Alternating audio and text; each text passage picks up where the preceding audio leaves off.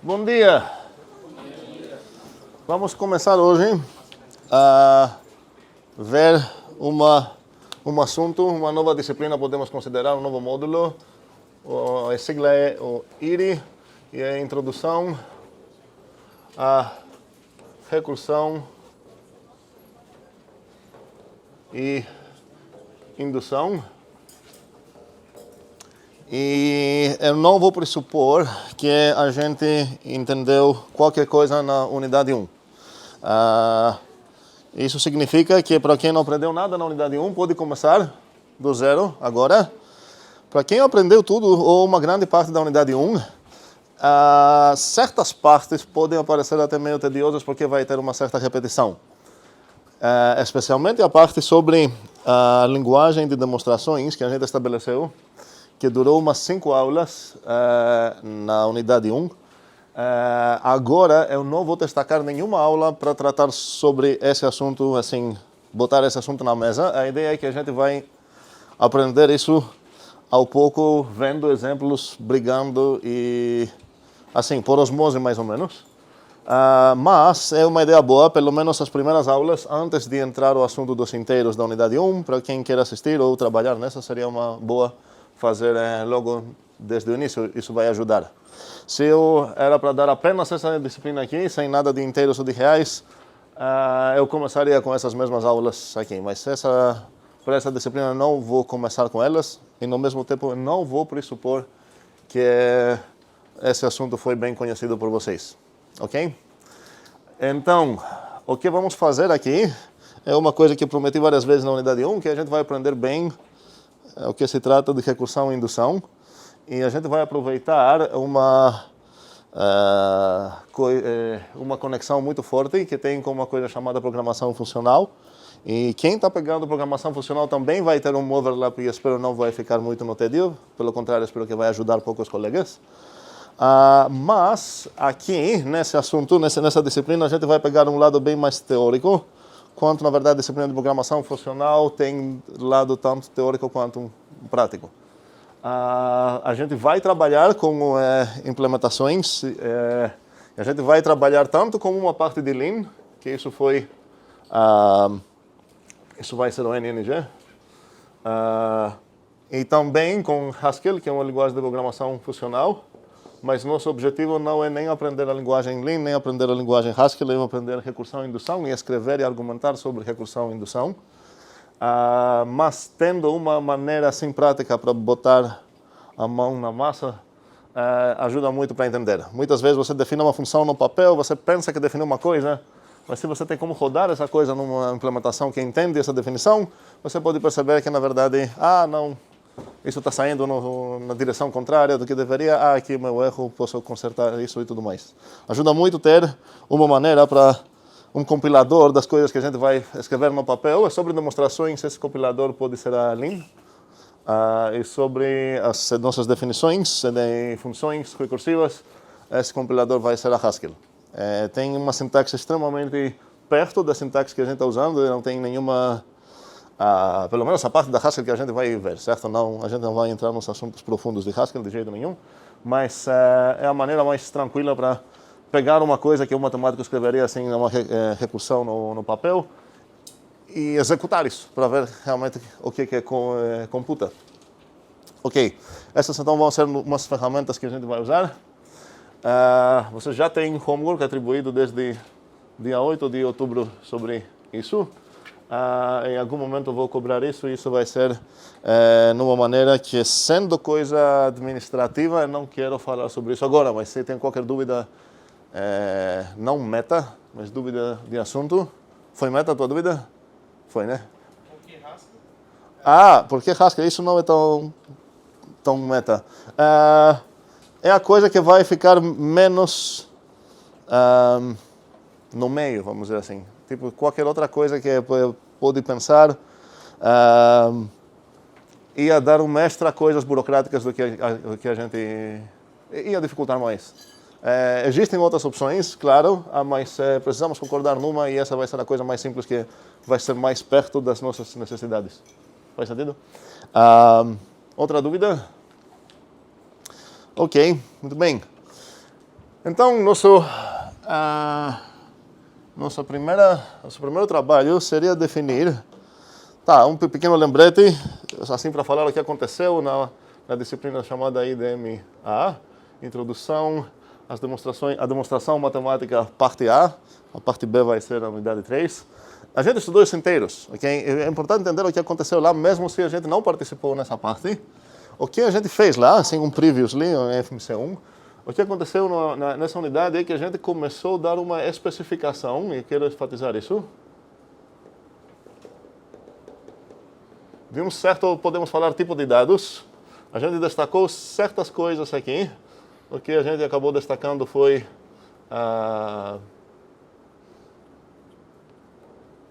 todas essas coisas e certos tipos para cada coisa. E agora estou introduzindo para quem não estava aqui a anotação que a gente está usando. Então, por favor, qualquer coisa que eu vou escrever para me ajudar também para manter essa parte self-contained, seria legal me perguntar sobre coisas que eu estou escrevendo aqui e não são entendidas. Mas, no final das contas, depois de tudo isso, ok, estamos prontos. Sim. O menuzinho seria de int para int. Obrigado. O menos é de int para int. Essa coisa não é subtração, mas é o menos unário, como a gente fala, que, por exemplo, o menos de 3 é o que a gente chamaria menos 3. Então, essa setinha, dá para ler que cada uma dessas coisas que tem setinha, posso ver como uma coisa que recebe algo e retorna algo. E se essa coisa que retorna é essa coisa que escrevi aqui como prop, a ideia é que recebe algo e vira, nesse caso, uma proposição. Esse pos aqui era para representar a ideia de positividade, então o pos 3 ia significar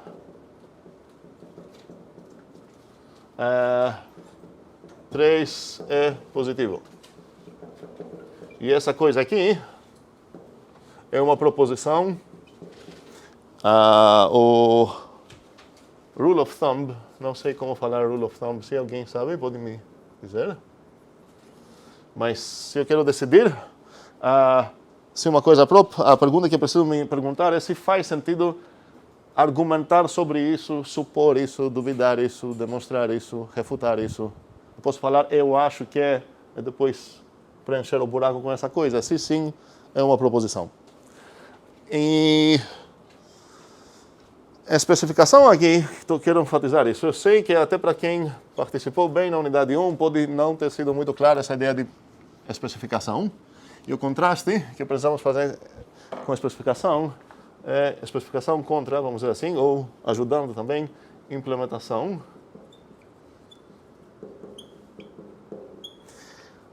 Além dessas coisas, na nossa especificação de inteiros, a gente adicionou um bocado de proposições, várias. A gente começou adicionando elas pouco a pouco. E essas a gente chamou de axiomas. E a ideia é que queremos ver a teoria de tudo isso. E a teoria de tudo isso significou: quero ver o que eu consigo demonstrar sobre qualquer coisa que satisfaz essa especificação. Ou seja, se alguém me dar um certo conjunto de bichos, que não sei quais bichos são esses, e ele falar para mim qual vai ser dos bichos esse redondo aqui e qual vai ser esse reto aqui, e ele implementar de uma maneira essas operações todas em tal forma que toda essa lista dos meus axiomas seja satisfeita, eu quero ver o que eu posso inferir a partir sobre qualquer implementação dessa coisa aqui. Quero ver praticamente as consequências desses axiomas para essa especificação aqui. E isso significa que na unidade 1, a gente nunca se perguntou o que é um inteiro.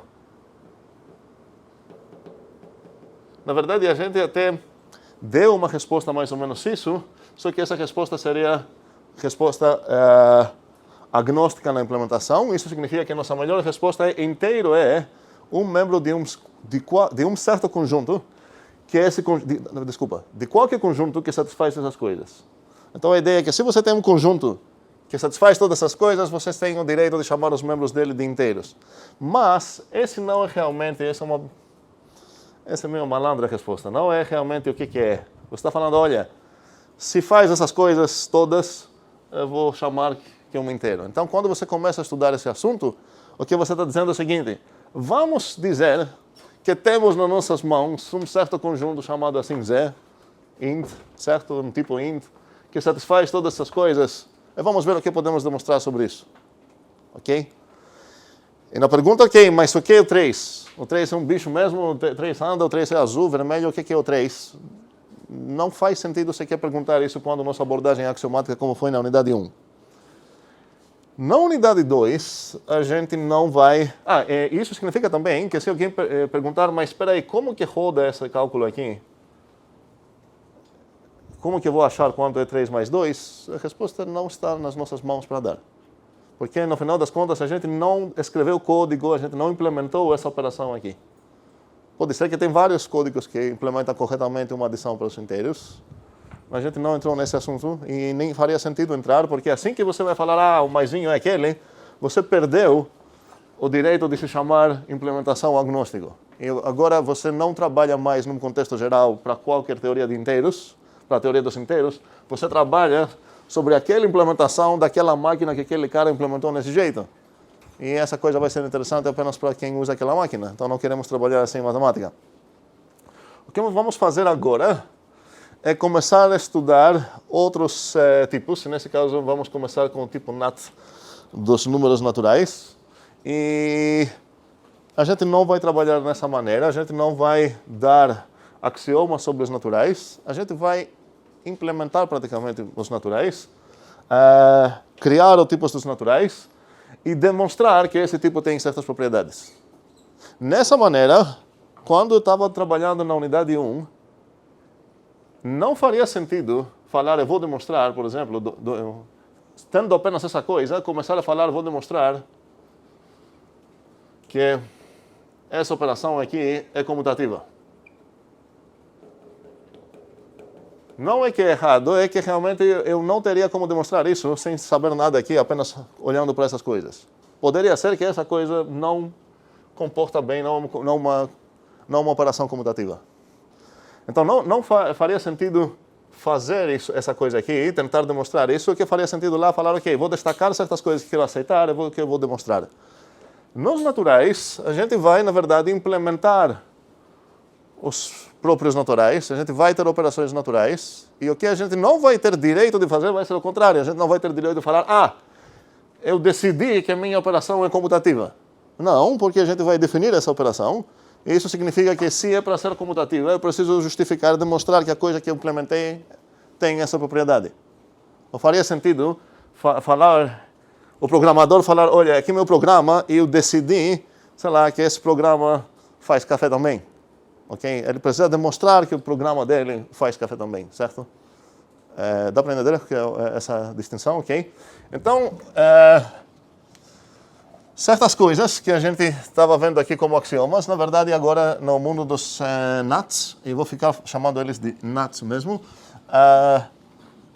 vão acabar sendo teoremas e obrigações nossas de demonstrar. Antes de tudo, seria bom dar uma pequena ideia do que eu quero, que expectativas eu tenho sobre esses NATs, como se fosse uma especificação mais ou menos. E para isso eu vou começar com uma discussão sobre números e numerais. Eu vou considerar que naquele mundo mágico, naquelas nuvens da nossa conceição, da nossa mente, entendemos um conceito de certos números que pode ser talvez o 0, pode ser o 2, não sei como que vou denotar essas coisas aqui, mas a ideia é que eu tenho uma ideia, de o que se trata desses números naturais são os números que a gente usa para contar quantidades, e nesse sentido não queremos falar de quantidade negativa, mas queremos incluir nessa parte a quantidade 0. Então essas coisas, eu pressuponho que temos uma ideia mais ou menos sobre isso. E temos também muita ideia, querendo ou não, sobre certas operações, especialmente a soma, multiplicação, exponenciação, sei lá. A gente tem uma ideia, a gente aprendeu essas coisas. Se eu perguntar a vocês quanto é 2 mais 3, 2 mais, sei lá, 3 vezes 4, Vocês vão saber responder isso, eu imagino. Mas eu vou precisar implementar tudo isso em tal forma que essa coisa, se eu quero dizer que essa coisa é igual a 14, isso vai acabar sendo um teorema para mim. Eu vou conseguir demonstrar isso, certo? E vamos tentar dar uma certa definição sobre o que vão ser os nuts. E a diferença entre nut e natural é que nut vai ser como a gente vai chamar nossos bichinhos. A ideia é que esses bichinhos podemos pensar ele como se fossem numerais, ou seja, representações para os números mesmo que temos no nosso coração. No final das contas, você não poderia demonstrar nada se eu estou falando sobre coisas que tem no meu coração, talvez no teu coração 2 não é o mesmo com o meu. A gente precisa ter algo concreto, e uma ótima ideia para pegar algo concreto é pegar sintaxe. Outro tema bastante importante em todas essas disciplinas é o interplay entre sintaxe e semântica. E quando temos um pedaço de sintaxe, não há muita ambiguidade sobre o que é no caso. Então não entra a questão, mas eu acho assim, eu acho assado. Então vamos tentar dar uma pequena definição de nut, que vamos definir os nuts como mais ou menos pedaços de sintaxe. É bom ver isso, vou visualizar isso assim. E eu vou dar certas maneiras diferentes de definir a mesma coisa. Todas dizem a mesma coisa. Mas a maneira de escrever pode acabar sendo meio diferente. Então, eu vou começar aqui. Antes disso, eu quero mostrar quais são esses pedaços de sintaxe que eu quero descrever. Quero uma coisa redonda, que eu vou lembrar, eu vou pensar que essa coisa representa o número 0. Acho ok. E eu quero depois poder escrever isso, e esse eu vou chamar no meu cérebro de sucessor de 0, mas eu não quero, quando eu falo 0, eu vou pensar isso como o nome dessa coisinha aqui, e não que eu estou referindo realmente ao número do mundo das nuvens, certo? É apenas o nome dessa coisa redonda. No início até dá para chamar isso de O, e esse de S, só para ficar claro que não tem nenhuma semântica por enquanto atribuída nessas coisas, são apenas pedaços de sintaxe. Então, eu quero o O, o SO, o SSO, o SSSO e por aí vai. E esse por aí vai é que é importante. Quero então descrever um tipo cujos habitantes, cujos membros são exatamente esses pedaços de sintaxe aqui. Okay? O desafio aqui são esses 3 pontinhos. Porque se eu quisesse apenas escrever um tipo que tem só esses caras aqui, vamos dizer que o meu único interesse é contar até 3, poderia falar, ok, esses são os membros do meu tipo, essa coisa redonda, essa coisa que parece uma cobra, essa coisa redonda, essa e essa acabou, certo? O problema é que preciso aqui uma infinidade de coisas, se eu quero realmente representar o que eu tenho no meu coração sobre os naturais, e preciso achar uma maneira para fazer isso. E quando eu quero definir algo que envolve pontinhos, normalmente quem me salva é a recursão, que é o tema principal da dessa disciplina. Então a definição que eu vou dar aqui vai ser recursiva. E precisamos discutir para entender por que e como isso funciona, só que não vamos fazer toda essa discussão meio meta na primeira aula. Vamos começar assim com calma. Eu quero dar uma definição, e não sei exatamente se isso seria definição ou não por enquanto. Quero definir o que significa ser um nut. Isso vou abreviar, poderia escrever apenas isso, certo? O que eu quero definir aqui, o que significa ser um nut. Então, a primeira coisa que eu vou escrever aqui é, olha, essa coisa aqui é um nut. Agora, se eu escrever isso, eu tenho um pequeno sucesso. Por enquanto, eu sei uma coisa que é um nut, essa coisa aqui é um nut. Okay? Agora, se alguém me perguntar, sei lá, essa coisa aqui é um nut, a resposta que eu vou dar é não sei. Porque, por enquanto, a única coisa que eu sei responder é sobre esse cara, e sobre esse cara eu sei que ele é um nut. Okay? Agora, se alguém me perguntar sobre esse cara ou sobre esse cara, continuo sem saber se ele é um nut. Okay? Isso vai mudar agora a partir da segunda cláusula, talvez. Não exatamente o contrato, mas não sei, acho que faz sentido falar cláusula. Que seria, se N é um nut, então Vou escrever aqui. Então,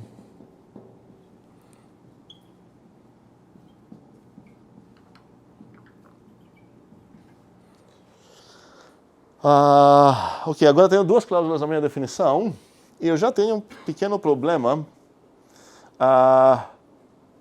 E tem, na verdade, duas coisas para discutir aqui.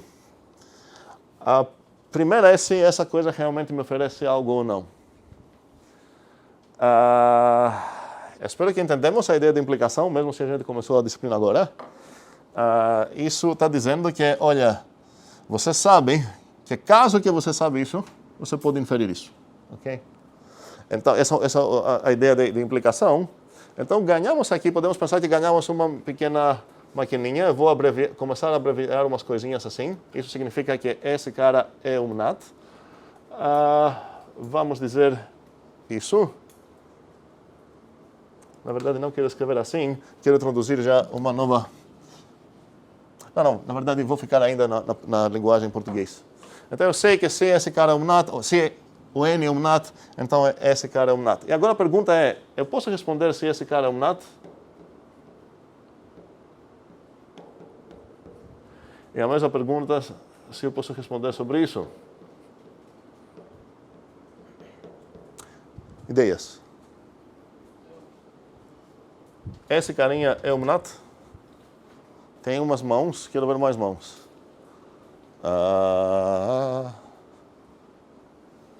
Gabriel, sim.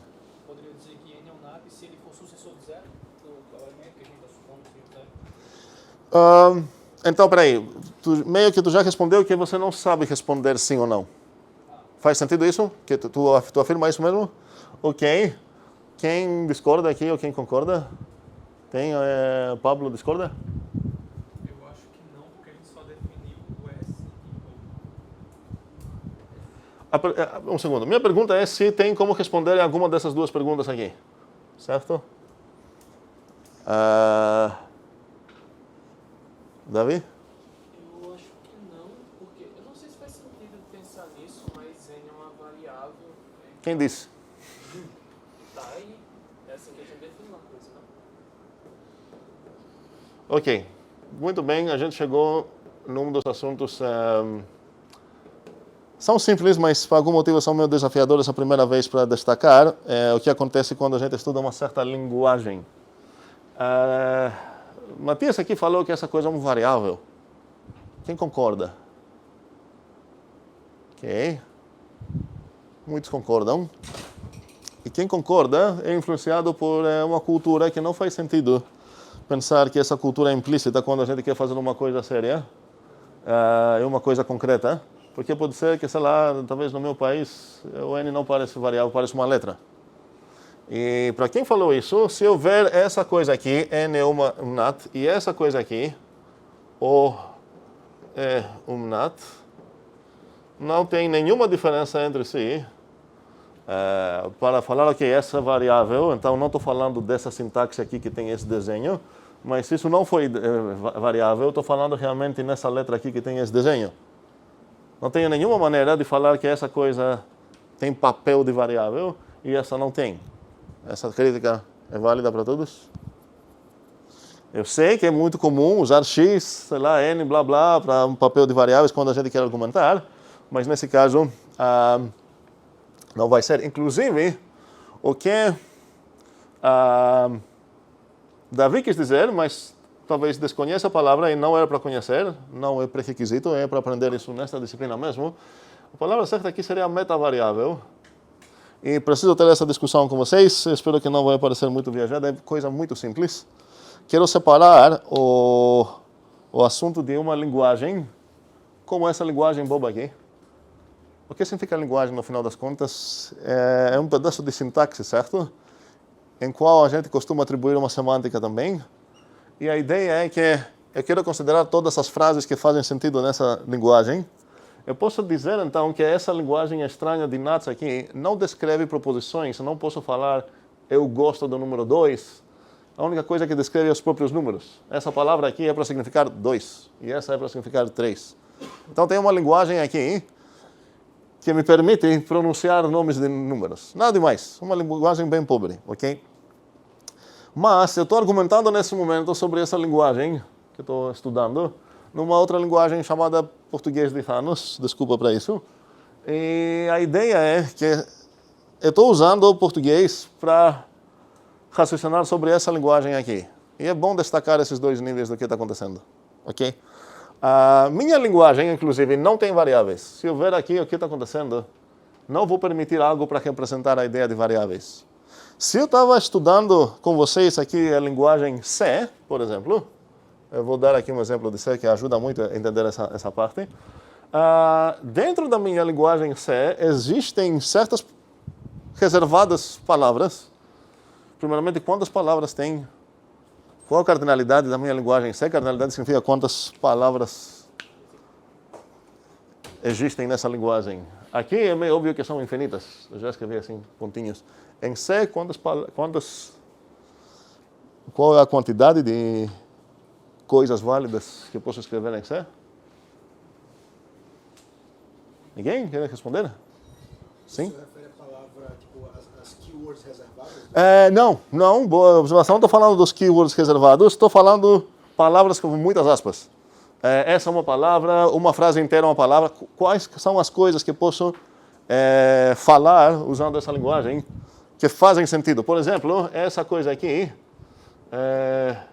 int x mais, sei lá, parêntese, não pertence aqui, não um dos membros dessa coisa. Quero saber quais são as coisas que realmente pertencem na linguagem de C.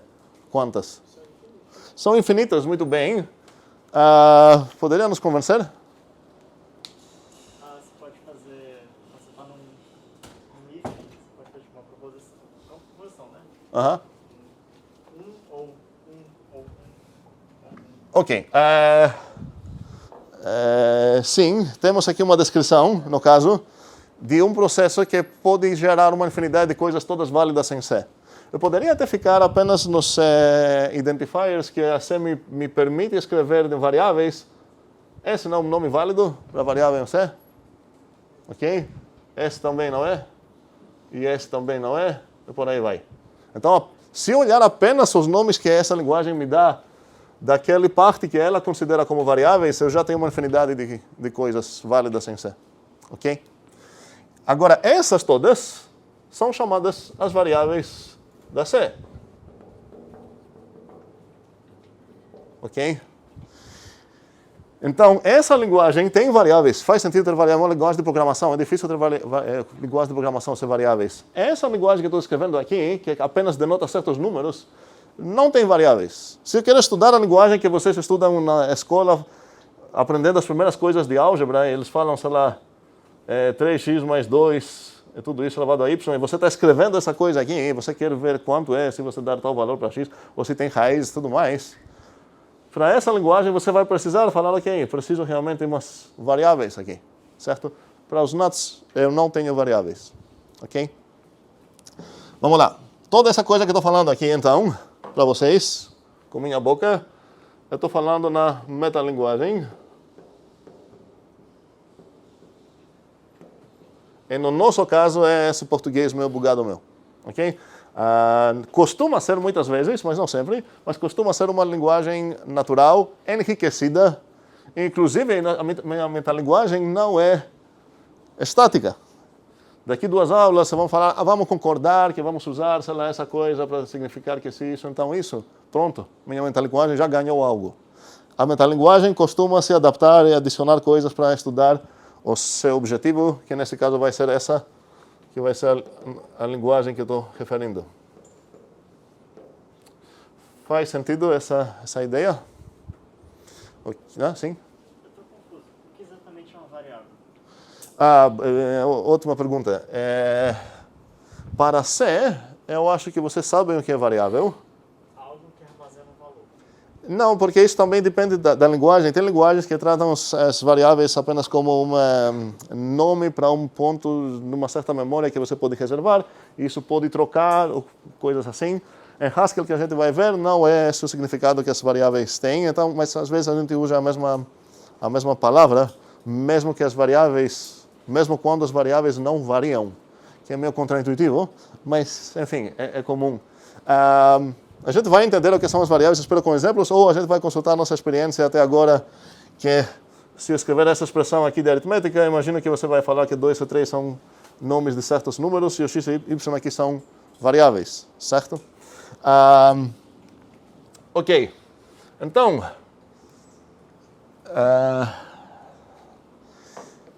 tem essa questão, então, o que se trata dessa coisa redonda aqui, essa coisa que não sei como chamar, e a ideia é que realmente essa não vai ser apenas uma sintaxe, mas vai ser uma metavariável.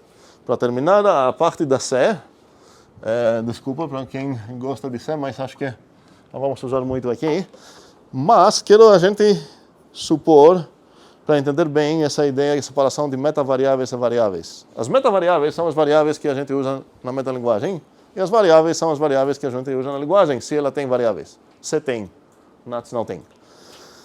Então, se eu falar assim oralmente para cada pessoa x com certeza tem uma mãe, esse x que eu falei agora eu usei como uma metavariável, faz parte do meu português enriquecido assim. No português mais comum a gente ia falar para qualquer pessoa, sei lá,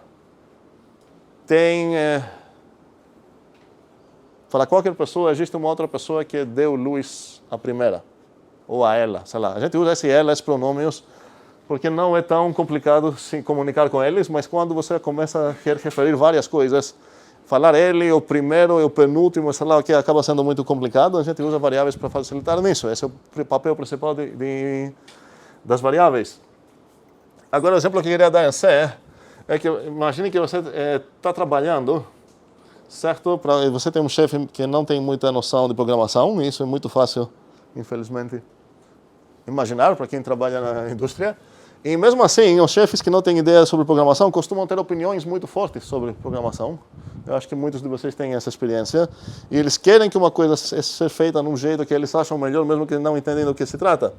Então imagina que você aqui entregou um certo programa e você começou assim, entre, sei lá, y e float. Vamos juntar esses dois, por que não? Ok. E você definiu também uma funçãozinha, sei lá o que, talvez int. Tá, não quero dar muitos detalhes aqui, não importa exatamente o que tu definiu, mas você entregou o teu programa e teu chefe, que comunica contigo deixando memos na tua mesa, falou algo do tipo, ok, teu programa parece ok, mas tu não... eu preciso você fazer umas mudanças para ficar mais correto, nada a ver o que ele está falando, mas enfim. E ele dá para você essa ordem, essa tarefa para fazer. Vou continuar em preto. Para cada variável v de tipo t, eu vou precisar ajuda para não ficar português muito de anos. Renomeia, é certo? Renomeia, renomeia, né? Renomeia, é assim? Sim. Pronto, renomeia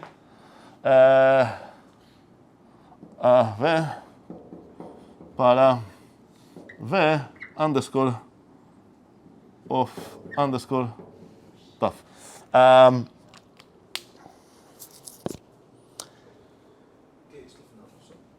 Essa é uma letra grega, obrigado pela pergunta. Não pressuponho que vocês falam grego, mas pressuponho que algumas letras do alfabeto grego vocês conhecem, mas não vai ser um problema se você perguntar o nome dessas.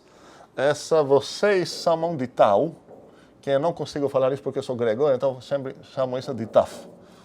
Ok? O nome grego dessa letra é taf. Podem falar tau, não vou obrigar ninguém sobre esse nome. E essa, na verdade, eu vou trocar para outra coisa grega. Ok, então imagine que você recebeu essa ordem aqui do teu chefe. A pergunta é o que tu acha que você vai precisar fazer aqui. Vamos ver que a int está pegando também uma int a, e aqui faz umas coisas, blá blá blá, depois aqui ela vai fazer um return a sei lá o quê. Ok, então esse é o teu código, você recebeu essa ordem. Eu creio que todos vocês vão entender qual seria o resultado que esse cara doido aqui quer ver.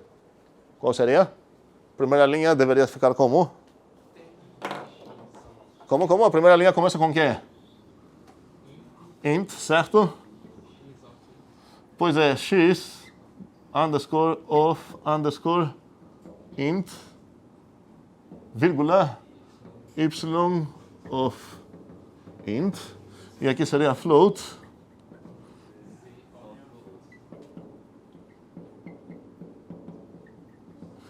E ainda mais, aqui seria int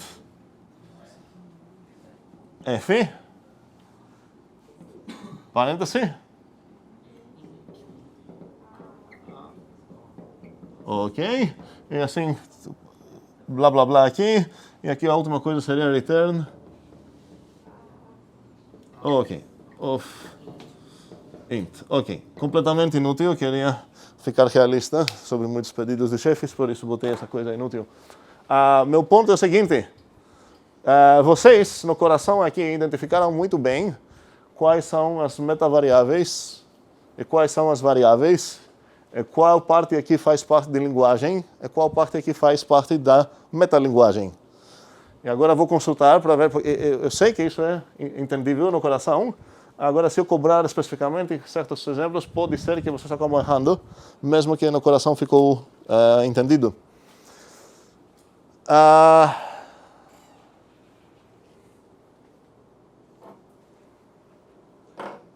Eu vou...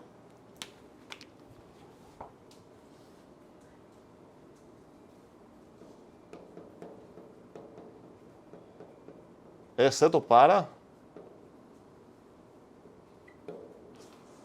Ok? Entendemos o que eu mudei aqui? O português está errado? Como é? Não, faltou aquele Vzinho ali, você não tocou para alfa.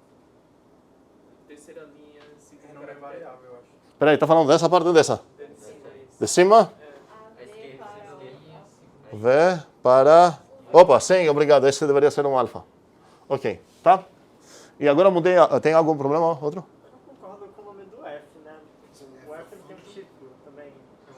Não é uma variável. Não uma variável nesse caso, certo? Ok, boa observação. Ok, então, vamos lá. O que eu preciso mudar agora, se na verdade ele mudou, falou, né, na verdade eu queria dizer outra coisa. Isso também é comum. O que eu preciso mudar aqui? Não, porque ele quer se ele excluir a variável y aqui, então essa deveria ficar y. Faz sentido? Tem outra coisa de y aqui? Não tem, né? Perfeito, ok. Ok. Beleza. Então, nessa ordem, quero destacar exatamente quais são as variáveis, quais são as metavariáveis, e qual coisa aqui faz parte da linguagem e qual da metalinguagem. Bora lá. Para cada variável, até aqui, toda essa coisa aqui, quero ver mãos. Quem acha que pertence na linguagem? Eu vou perguntar linguagem ou metalinguagem, certo?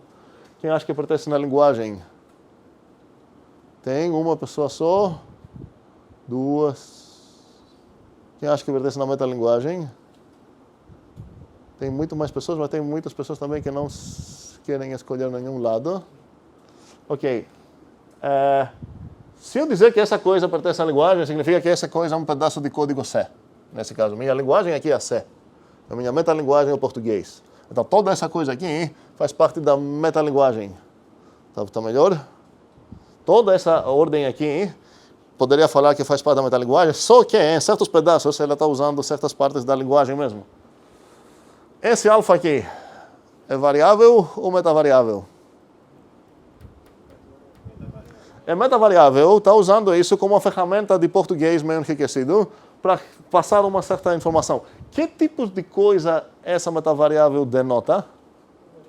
Variáveis, não metavariáveis, certo? A ideia é que esse tipo de coisa, já que falou variável A, ela denota variável. Ele poderia falar para cada variável alfa e cada função, certo? Φ, blá, blá, blá, certo? Agora, a metavariável φ ia denotar coisas de tipo função para a minha linguagem. Então, essa coisa aqui que é da vou pintar aqui já de laranja, de tipo taf, ou tal, sei lá assim. Esse tal é o que? É variável ou metavariável? É metavariável, estamos ok. Exceto para a y. Variável ou metavariável? Variável, muito bem, então vou continuar ela preta. Não, peraí. É o contrário, certo? Essas deveriam continuar pretas porque fazem parte da... alfa de tipo taf, exceto para a... Por que preto, professor? Porque a ideia que quero é... Porque vai dar menos trabalho para mim, porque a maioria da coisa aqui é meta, certo? Então, eu vou destacar com cores aquelas coisas que não são meta. Aqui, então, o y aqui era uma variável, certo? Então, vamos ver. Vamos dar cores, por que não?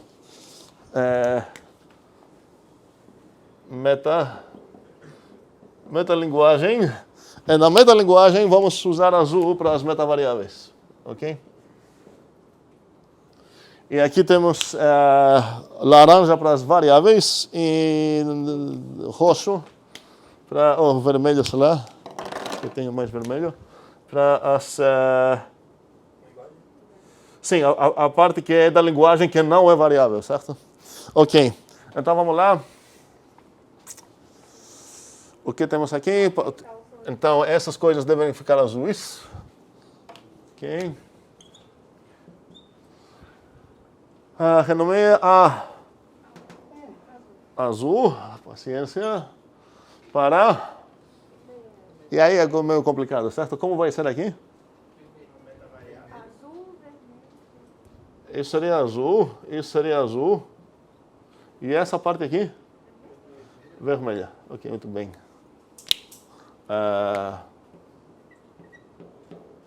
Ok? Faz sentido tudo isso? Ok. Então, precisamos voltar... Então, vou apagar todo esse exemplo aqui, espero que ficou claro. Essa ideia de metavariável, pensem, as metavariáveis são coisas de português, para o nosso caso, enriquecido para não precisar falar ele e a primeira e a segunda, sei lá, e a penúltima e aquela que sei lá o quê. Certo? A gente usa essas porque agora é muito fácil comunicar isso. Imagine como você deveria escrever isso se você não tivesse metavariáveis na tua metalinguagem. Você deveria falar, renomeia para um novo nome que começa com aquela variável que você renomeou, segundo por underscore ou underscore, e depois seguido pelo nome daquele tipo que eu falei. É muito cansativo, isso ajuda demais ter acesso às metavariáveis. Ok, sem dúvidas, especialmente sobre esse assunto, que vai voltar e a gente vai usar, eu vou cobrar, eu vou perguntar várias coisas, várias vezes, se uma coisa é variável ou metavariável, e vai ficar bem natural até daqui a pouco, eu espero, daqui umas aulas. Sim, dúvidas? Tival? A gente colocou aquele off em vermelho por causa que ele se refere a uma coisa que vai para a linguagem, mas não existe essa variável até então. Não é questão de não existe, é porque esse underscore ou F underscore não é do meu português que estou falando isso. Fazem parte da sintaxe que quero falar sobre a linguagem que eu estou falando.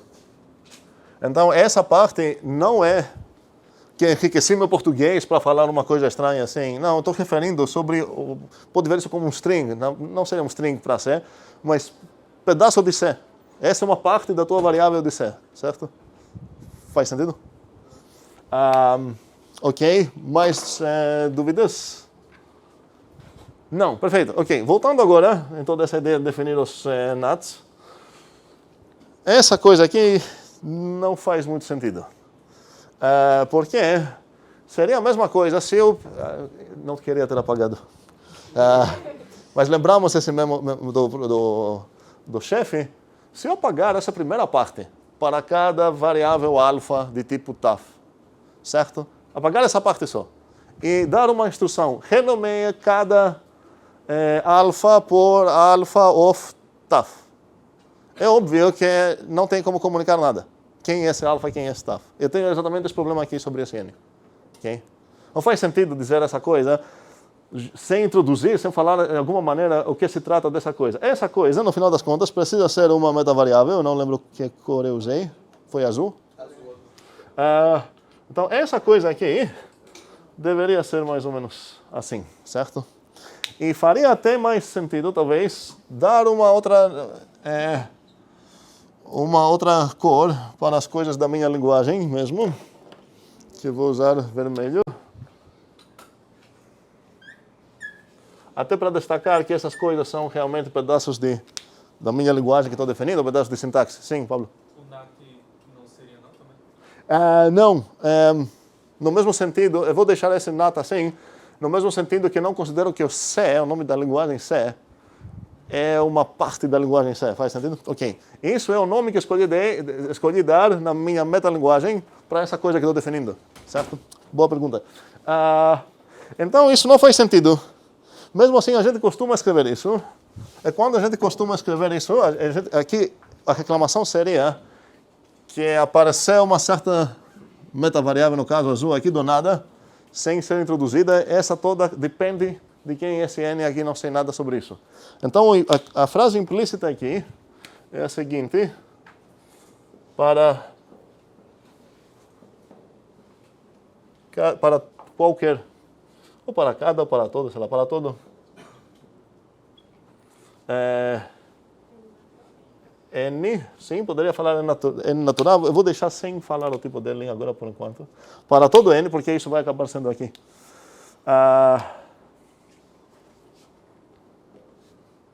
Ok? E agora essa coisa faz sentido, sim. Esse N é um natural, então esse N é um natural. A gente já não define que esse osão é um natural também. Esse carinha é um natural, certo? Mas você não entendeu a dúvida aqui? Então a gente, com essa de baixo, essa cláusula de baixo, a gente já definiu que esse osão... Está falando que graças à segunda coisa a gente ganhou esse carinha aqui? Quem concorda? Ok. Quem discorda fortemente? Ok, então... Isso não é fortemente, com certeza. Isso seria um teorema, não? Sim, mas nesse caso não ele não afirmou que... Ele falou, conseguimos, pelo que eu digo, que já que falou consigo demonstrar isso, certo? Que essa cara é uma nota. Então, nesse caso, seria um teorema mesmo. Eu quero evitar agora, isso talvez vai ser meio estranho, quero entender isso como uma maneira meio informal, ok? De falar em português. Se essa coisa, então blá blá. Eu preferia aqui falar isso, e espero que em algum momento vocês vão apreciar a diferença, mesmo que, no pior dos casos, vocês não vão pensar que nada mudou. Sabendo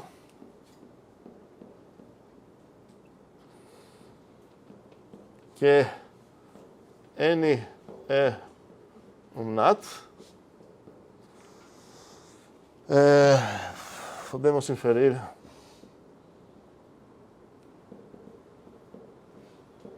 que SN é um NAT. Para quem não mudou absolutamente nada, só outra maneira de falar, ok? A gente vai ver que, na verdade, mudou muita coisa. Esse detalhe, a gente vai cobrar isso. Para quem estava aqui na unidade 1, talvez já está entendendo o que estou falando, mas espero agora eu quero entender isso na maneira de português. Na maneira de português acabam sendo sinônimos, ok? Alguém tem alguma briga sobre o que aconteceu aqui? Tipo, não estou entendendo o que significa sabendo, sei lá. Sim, fala. Eu não entendi o porquê que... O porquê que eu mudei isso? Não. Ah. A parte do para todo N. Sim? Tipo, a gente não sabia o que era N, mas aí você colocou isso para todo N e a gente soube o que era N. Sim, a ideia é que se houver essas coisas como pedaços de sintaxe que quero decidir, considere que N é qualquer objeto sintático do mundo. Certo? Então, ok, essa coisa. O que essa segunda frase está dizendo para essa coisa sintática é que, sabendo que essa coisa é um NAT, eu posso inferir que essa coisa também é um NAT. Agora, eu posso usar isso para inferir que o coração aqui é um NAT? Não, certo? Não tenho nada que me permita inferir isso. Também não posso inferir isso, porque para inferir isso eu precisaria isso. Então, toda essa coisa não vou conseguir inferir nem isso, por enquanto, que isso é bom, porque eu não gostaria que o coração... não quero entrar lixo aqui, certo? Nesse caso, o lixo seria meu coração. Sim, pode. Talvez esse levar mais no sentido da abordagem que a gente viu na primeira unidade. Mas, ao invés de fazer isso, talvez não faria mais sentido a gente definir uma operação S que recebe NAT e retorna NAT? Eu vou cobrar tua palavra definir. Para falar definir, você precisa ter uma máquina, sei lá, uma coisa, uma linguagem, algo para implementar essa coisa, falar o que é S ou S. O que a gente fez na unidade 1, desculpa pelo sotaque, porque para mim essa palavra aqui e o nome dessa letra são iguais, para vocês não, né? Não, pois é, para mim, eu sei que tem essa coisa de aberto ou fechado, não consigo ouvir bem. Mas, enfim, não... Como? Para vocês são diferentes esses dois sons, não são? Pronto, para mim não são, beleza. Não importa, eu não vou conseguir diferenciar isso agora. Como? Eu sei que um é fechado e o outro é aberto, eu não consigo ouvir isso. Ok? Bem, vamos voltar agora. Na unidade 1, a gente não definiu o mais. A gente declarou uma tipagem para esse mais. E efetivamente é o que estamos fazendo aqui também. Vamos voltar nisso para ficar mais parecido e mais arrumadinho daqui a pouco. Mas quero destacar que a unidade 1 a gente não definiu o mais. A gente especificou o mais, tanto com uma tipagem quanto com certas propriedades que qualquer coisa que ele denota deve satisfazer. Mas a gente não deu uma definição. O que é 1 mais 1? Não sei, nem sei o que é 1, para falar ainda menos o que significaria 1 mais 1. Isaac? Nesse sentido, a gente definindo um mundo de um carinha, né? Por exemplo, a gente definiu cada coisa. O próprio zero, a gente colocou Aí. igual def. Então, a gente definiu toda coisa, a gente implementou para ver no mundo de um carinha só, para chegar aqui o zero igual. Sim, mas peraí, eu entendi o que tu falou que a gente fez sobre o mundo que tinha apenas um carinha aqui. A gente usou essa ideia desse mundo para ver que tem certos mundos que talvez são meio contraintuitivos, e não podemos excluir a partir das especificações. Por quê? Porque esses mundos aconteceu que satisfazeram toda a nossa especificação. Mas qual a conexão que você quer fazer com isso e os NATs, isso eu não entendi. Não, que ele falou da definição dessa operação. Pois é, sim. O fato é que a gente não deu definições para essas é o que nos permitiu falar, ok, vamos considerar a partir dessa especificação possíveis mundos, possíveis implementações e logo possíveis definições. Aqui aconteceu uma definição. Aqui a gente falou, eu vou definir o zero para ser esse objeto aqui, eu vou definir o 1 para ser esse objeto aqui e tudo mais, certo? Fechando essa parêntese agora ali da outra disciplina, vamos dizer assim. Mas, ok, agora a pergunta é, o coração, posso afirmar que ele é um NAT a partir dessas coisas que tenho? Não. Eu posso afirmar que ele não é um NAT? Também não. Ok, mas sempre que a gente vai dar uma certa definição desse estilo, a gente considera que existe uma terceira cláusula aqui. Qual é essa? São duas palavras só, quase. Nada mais. E esse é importantíssimo. Nada mais, ou quando falo nada mais aqui, eu quis dizer nada mais é um NAT, ok? Então, a partir de agora da terceira cláusula, eu sei que esse cara não é um NAT, ok? Ou seja, essa definição, se eu me afastar um pouco para ler ela de uma maneira mais calma, mais no coração, praticamente está dizendo para mim todas as possíveis coisas de algo ser um NAT. A primeira diretamente está dizendo, olha, essa coisa redonda já é um NAT. A segunda me permite inferir que algo é um NAT se eu já tenho um NAT nas minhas mãos. E a terceira está garantindo que, olha, qualquer outra coisa que não segue a partir das duas primeiras cláusulas, garante que não é um NAT.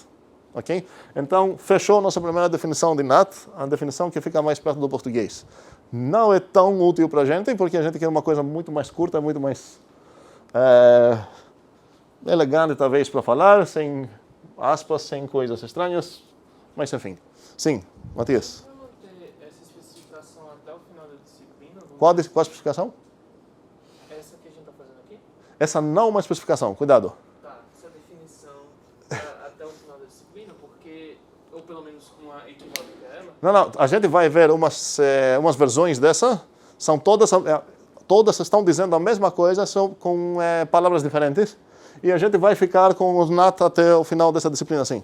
Porque se a gente for pegar desse jeito, vamos lá, vou colocar em inteiros que a gente já conhece. Não nessa disciplina, mas se se a gente pegar o menos 1, ele não é o natural e o 0 é o natural. Não, não, calma. Essa é uma mal entendido bem comum. Os inteiros, vou cobrar primeiramente a frase que tu falou. Matias falou, os inteiros que a gente conhece. Eu quero enfatizar isso. A gente não conheceu nenhum inteiro na unidade 1. A gente não, mas isso é importante. A gente não conheceu os inteiros, a gente conheceu como inteiros comportam. Sabemos que se eu tenho 2 inteiros, eu posso somar esses 2 inteiros. Ok? Sei que esse inteiro tem que ser igual a esse inteiro. Eu sei como eles comportam, como suas operações comportam, a gente demonstrou muitas coisas, mas a gente não conheceu nenhum inteiro. Tá? Não faz sentido falar que a gente conheceu os inteiros. Aqui a gente está conhecendo algo, os naturais. O que não temos aqui é nenhuma informação ainda sobre essas coisas que estamos conhecendo. Esse cara aqui é um natural. Desculpa, não naturais, nats. Quero destacar isso. Aqui estamos conhecendo um certo tipo, nats, ok? E esse é um cara deles. Esse outro, a partir da observação de Isaac, esse vai acabar sendo outro, e blá blá. Vamos ter uma infinidade de caras. E toda essa coisa infinita que você pode imaginar com teus olhos vão ser exatamente os caras que moram nesse tipo chamado Nat. Certo? Estou enfatizando isso aqui. Nat. Mas um segundo, porque ele tinha uma segunda parte e foi mais chocante ainda. Queria falar sobre ela e agora esqueci. Tu lembra qual foi a coisa que me deu mais raiva assim, não? Qual? É alguma coisa assim. Eu acho que era funcional, tipo, menos 1 não é nada. Sim, obrigado. Sim. Vamos esquecer essa ideia, que é completamente errada, que é certos inteiros são naturais. Não faz sentido isso, inclusive porque nada são essas coisas, inteiros sequer sabemos o que são, ok? A coisa é parecida, vou usar C novamente para dar um exemplo. Não existe nada que habita os 2 tipos em C. A C te permite escrever essa bobagem aqui, okay? Mas o que acontece quando você escreve isso, o que é? Ou, sei lá, 4. Ela procura achar uma operação chamada assim, cujo tipo é int e float para algo, e ela não acha nenhuma. Em vez de desistir, ela está olhando para esse literal aqui, essa representação de um certo numeral, e está dizendo, será que eu consigo ou traduzir isso para uma maneira para ficar float? Ou ao contrário, o que você vai fazer é que vai fazer um typecasting, e ela vai fazer isso sozinha, sem te consultar, porque ela entende que é isso que você quis dizer, e ela vai trocar o inteiro 3 para o float 3. O float 3 a gente costuma escrever assim. De jeito nenhum são os mesmos bichos, e a gente não vai considerar isso nem em matemática. Muitas vezes acaba sendo dito, mas tecnicamente isso é errado. Acabamos escrever bobagens. Infelizmente, matemáticos escrevem muito essa bobagem aqui, que os racionais são subconjuntos reais, e os inteiros são subconjuntos racionais, e os naturais são subconjunto disso. Nenhuma dessas coisas aqui é válida. Essas podem ser bananas, e esses podem ser sentimentos, e esses podem ser pessoas, sei lá o que é. Não faz sentido pensar que temos subconjuntos. O que é verdade, e isso é o que deveria ser dito aqui, é que eu tenho como embutir cada um carinha aqui dentro do próximo conjunto que está escrito, numa maneira que respeita as operações. A gente vai estudar isso mais em FMC2. Okay? Mas quero destacar essa parte. Não existe sequer a questão entre o 1 inteiro, se ele é igual ou não com o natural, o nat1. Inclusive, por enquanto, nem sei esse nome, mas até essa coisa aqui. Não faz sentido sequer perguntar. É daquelas coisas que, se você afirmar isso, ela não chegou no nível de, pelo menos, ser errada. Ela nem isso é. Faz sentido? Tem um typero da própria pergunta aqui. Faz sentido essa briga? Vai, ok, perfeito. Sim. Quando o Matias fez a pergunta, você disse que a gente não tinha conhecido nenhum inteiro na unidade passada. Sim. Nem baseado naquela especificação que o senhor sempre desenhava no quadro, que era tipo assim, tem o Z, o 0... Sim, um segundo. Está falando do 0 e do 1? Exatamente. Boa pergunta. Alguém poderia defender minha tese aqui? Sim, que vão? Você sabe que eles são inteiros, mas você não sabe exatamente o que eles são. Pois é. É como se eu falar que sei lá, cada país tem uma capital, certo? Eu sei disso. Eu vou chamar o capital de um certo país de C. Não faz direito a falar que conheci o C, se eu nunca fui lá. Certo? Então, estou falando de uma maneira abstrata, que é o que C vai ser o capital do certo país que eu quero estudar, teoria de países, sei lá. E o que a gente fez na unidade 1 foi teoria dos números inteiros. Denotamos por 0 um certo cara, mas não faz sentido eu pensar que eu sei quem é esse cara. Se alguém me perguntar quem é o 0, eu não tenho o que responder. Vou falar, depende de como você implementou. Inclusive, isso é bem real nas implementações de computadores e de linguagem de programação que temos. Existem várias maneiras de implementar os inteiros. Cada uma delas deve ter um certo 0, mas não faz sentido falar que o 0 é aquele daquela implementação, daquela linguagem de programação, e aquela outra implementação não merece o nome 0. Se ela satisfaz tudo o que precisa satisfazer da especificação dos inteiros, ele vai ser o 0 daqueles inteiros. Por isso não faz sentido falar eu conheci quem é o 0, como se o 0 fosse um cara único que a gente aprendeu. Faz sentido? Para cada implementação de inteiros, ela precisa ter um certo 0. Essa parte de cada implementação eu entendi. Ok, certo, ok. Eu vou pegar a aula. Ok. Sim, o Ana. Seria uma ideia de o que foi falado na primeira unidade seriam instruções para realizar determinadas tarefas, mas sem consciência sobre Não, a palavra instruções fica na implementação. Se você quer falar instruções, isso é, para mim, pelo menos, eu estou entendendo uma ideia de algoritmo de código com instruções. A soma vai funcionar, blá, blá, blá. A especificação, para quem programou e viu interfaces, por exemplo, a linguagem de programação a objetos, você pode fazer uma interface e você não está botando nenhum código lá. Você está dizendo, olha, precisa ter uma coisa que pega 2 inteiros, retorna isso, faz aquilo, mas você não está falando como que vai fazer essas coisas. Aí é trabalho do cara que vai querer implementar essa interface, escrever o código. Esse código vai ser a implementação. A interface, no meu exemplo agora de uma linguagem orientada a objetos, ou pseudo-orientada a objetos, a interface seria a especificação.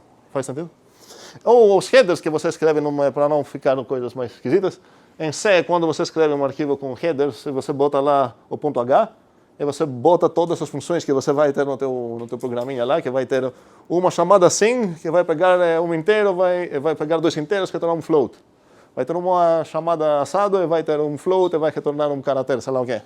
Toda essa coisa é a especificação. Existem várias maneiras para atender essa especificação. Inclusive, em C, a especificação é muito pobre, porque você só fala a tipagem, e os tipos da C são muito pobres e não te obrigam, não te permitem ter mais afirmações legais. Você poderia, por exemplo, falar, ok, eu queria comutatividade.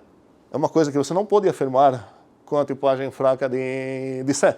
Você tem linguagens que te permitem escrever esse tipo de coisa, como, por exemplo, em Lean, você pode botar isso na especificação, de tal forma que se você tentar implementar uma soma que não é comutativa, não vai ser tipo problema até você não conseguiu escrever a comutatividade. O compilador ia falar isso não compila porque não atende a especificação que está exigindo para ser comutativa.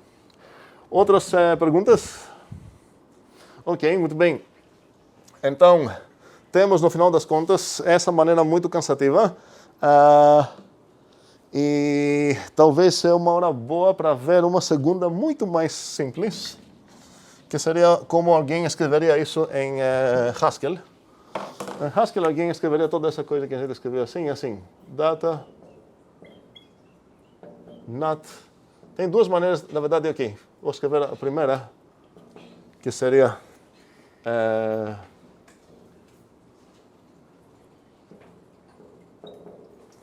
vamos tentar escrever, isso acabou. Toda essa coisa corresponde a toda essa coisa que escrevi aqui. Isso está dizendo o seguinte, estou introduzindo um novo tipo de dados chamado assim, onde os únicos construtores dele, e agora começa aqui uma lista de vários construtores, certo? Eu vou explicar o que seria construtor daqui a pouco. Por enquanto, fiquem com essa palavra. Com a definição que escrevi, parece que eu só tenho 2, certo? Esse carinha já é um NAT, ele está sozinho. E esse carinha aqui, a ideia é que precisa ficar na frente de um NAT para isso virar um NAT. Eu não gosto muito dessa, eu sei que é super, essa é uma barra. É tipo a mesma equivalência de ou? Não, nada a ver. Tem algo a ver, mas é melhor pensar que não tem nada a ver. Tem algo a ver com o porque eu posso ver essa como certo tipo de disjunção no sentido de qualquer natural ou vai ter essa forma ou vai ter essa forma. Mas acabou a semelhança com a disjunção lá, ok? São considerados como parte de sintaxe. Existe uma notação que não quero analisar isso. Por algum motivo, em um semestre que lecionei isso, tinha um bocado de pessoas tentando só resolver exercícios para essa coisa, que eu estava tentando existir e falar que essa coisa não faz nenhum interesse para nós. Eu fico com medo de até mencionar essa coisa.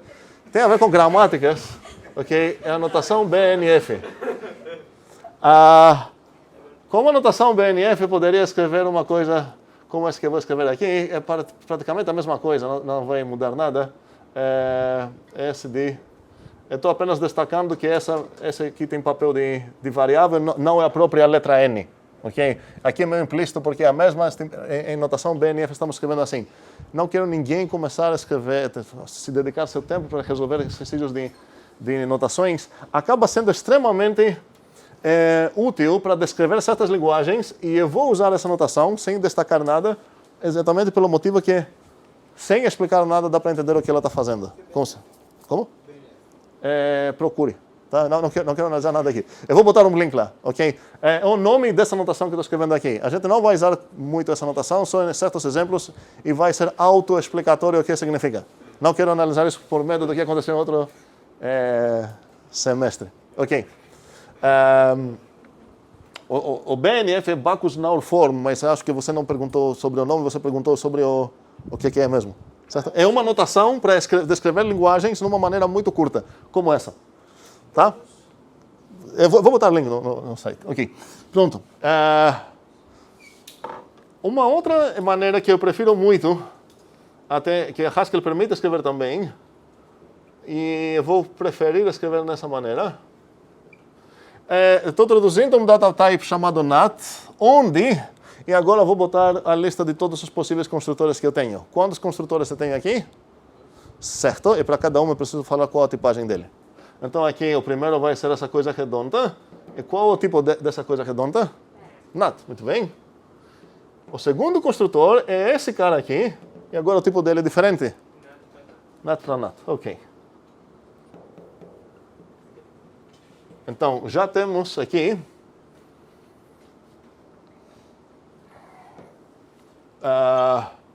umas 3 maneiras de falar a mesma coisa. Espero que apreciamos que essa coisa não vamos usar praticamente nunca. Vamos usar coisas... Eu quero ver mais coisas como essa aqui. O bom disso deixa claríssimo os tipos de cada construtor, em vez de precisar inferir isso a partir do que está acontecendo aqui. Então, essa vai ser a coisa que a gente vai mais usar para definir tipos de dados. Sim. Ok. Esse carinha sozinho não é um NAT. Ok? Espero que isso faz sentido. Mas a ideia é que se você botar aqui no lado dele como um argumento qualquer coisa que é NAT, essa coisa aqui vai virar um NAT. Vai ser um novo NAT. Então, digamos que ele sozinho não é natural, mas com o natural ele também vira natural. Então. Ele sozinho não é natural, mas se ele receber um natural, ele vira um natural. Faz sentido? Ok. E esses caras são chamados construtores. E a gente vai discutir não na primeira aula, para respirar um pouco. Talvez não, na verdade. Por que essas coisas merecem um nome diferente de funções? Porque parecem ser funções. Talvez essa função meio trivial, como se fosse constante, mas essa eu acho que muitos chamariam de função, queriam chamar de função. E no caso, ela pode comportar como se fosse uma função, mas é uma função muito especial. E o tipo dessas funções que são... não o tipo, porque não quero confundir com a palavra tipo agora. O espécie dessas funções, certo? Que é dessas funções, sim, merece um nome diferente para destacar, e esses são os construtores. Sim, Marcos. Esse construtor S, ele sempre tem que estar à esquerda de um natural? A gente costuma, precisamos sim, concordar como a gente escreve essa ideia de aplicação de algo, certo? E realmente a gente vai escrever assim. Boa pergunta. Se eu tenho qualquer coisa que vai de A para B, e se eu tenho qualquer coisa que é de A, eu posso inferir, estou introduzindo aqui mais uma maneira de escrever isso, que essa coisa aqui é de tipo B. E cuidado para quem não estava aqui na primeira unidade, vamos tentar omitir, nunca escrever parênteses que não são necessárias. É muito mais comum em matemática padrão ver coisas assim, a gente vai escrever assim. vai facilitar a nossa vida demais. Ok? Então, aqui, posso inferir que f de x vai ser de tipo B. E sim, pelo mesmo motivo que depois de concordar numa certa ordem, não faz sentido escrever isso, certo? Pelo mesmo motivo a gente não vai escrever, sei lá, isso e esperar que ele ia ser uma natural, certo? A gente poderia ter uma conversão de escrever de outra maneira, mas concordamos assim. Ok. Outras, sim. Professor, então, esses dois construtores vão ter mais, né? Correto? Então, as construtores são... Sim, aqui é implícito que acabou, nessa terceira linha, acabou esse escopo aqui. No mesmo sentido aqui que tem essa palavra nada mais, aqui é implícito pelo fato que não escrevi nada mais, já vou escrever nada mais. Aqui também, não tem mais barrinha aqui, então são esses os únicos construtores. Pronto, vou apagar isso. Outra dúvida? Danilo, sim? Eu fiquei meio confuso, sei lá, se tá na definição, você disse que esse, chama de carinha para não chamar de O quê? é NAT e o S vai ser NAT para NAT. Por quê? Tipo, se no primeiro caso eu já fui arbitrar e dizer, esse cara é NAT, por que eu não olho pro S e digo, esse cara é NAT também? Eu poderia, mas nesse caso não ia conseguir descrever essa coisa. A ideia é que eu descrever essa coisa, que descreve essa coisa, que era uma maneira mais legal para escrever definições como essa. Essas são chamadas definições indutivas ou recursivas. Existem certas terminologias lá para analisar que a gente não vai fazer isso. Podemos chamar tanto indutiva quanto recursiva para essa disciplina. E queremos uma maneira de nos permitir escrever essa coisa sem escrever um TCC cada vez que queremos escrever uma definição. E essa coisa vai ser essa e mais uma que eu vou escrever aqui. Sim, João. Então, a gente já definiu o que é uma função. O que é uma função? Não defini isso. A ideia é que função é qualquer coisa que pode ser aplicada em algo para ela retornar algo diferente. A gente vai estudar muito isso em FMC 2. A gente vai usar funções, certo? Mas realmente botar elas como objeto de estudo na mesa para entender o que se trata mesmo vai ser mais em FMC 2. Sim. Igual. Como é que é essa definição que a gente está fazendo agora? Qual? Qualquer uma das duas. Essa, NAT, em geral, sim? Isso. Como é que a gente... Qual a diferença dela da implementação em si? O que significaria implementação? Significaria que na minha máquina eu vou achar uma maneira, certos zeros e sei lá, se estou trabalhando numa máquina tradicional, para representar esse cara, eu vou precisar escrever um certo código que se você aplicar uma certa maneira, de uma certa representação de natural, retornar uma outra representação de natural. A gente não está fazendo nada disso aqui, certo? Mas é tipo, eu falei errado, acho. Que é a implementação agnóstica dos inteiros que a gente fez. Tu está falando sobre os inteiros? Isso. A gente não implementou inteiros. Cuidado. A gente fez o que então? Especificou os inteiros. Então a especificação... Implementação significaria a gente escrever código que, por exemplo, para definir como comporta o mais. A gente não fez nada disso, certo? A gente não falou quem é o zero, nem como comporta o maisinho da adição, nem da multiplicação, nem o que acontece para decidir se uma coisa é positiva ou não. Nada disso. Nesse caso, dentro do estudo que a gente fez, o zero, ele é só um símbolo, pode ser pensado de várias formas. Para o estudo que a gente fez lá, o zero é considerado ser uma parte da especificação que pode ser implementada. Para cada pessoa que quer chegar lá e falar, olha, eu implementei os inteiros, um dos muitos trabalhos que ela precisa fazer é decidir qual objeto já conhecido deve ser o zero dela. Nesse contexto, o zero é uma metalinguagem? É uma metavariável? Em qual o contexto? Do estudo dos inteiros? Da teoria dos inteiros? Seria... Espera aí, por que agora um segundo? Porque existem várias linguagens que a gente usou na unidade 1, certo? Temos uma linguagem para escrever inteiros, certo? E nesse caso, o zero faz parte da linguagem. Se eu falar, meu conjunto de inteiros precisa uma identidade direita, blá blá, tudo isso vai ser metalinguagem. Quando eu falo, tem uma especificação aqui, isso é metalinguagem. Mas quando eu estou falando sobre agora, por exemplo, o zero e o S, certo? Essas carinhas aqui fazem parte da linguagem. Inclusive, S fazem parte do mundo da linguagem. Do mundo da linguagem. Por quê? Porque esse cara já faz uma parte da linguagem, o primeiro carinha. Esse não. Certo? Ele faz parte da sintaxe da minha linguagem, mas ele não é uma palavra da minha linguagem, nesse sentido.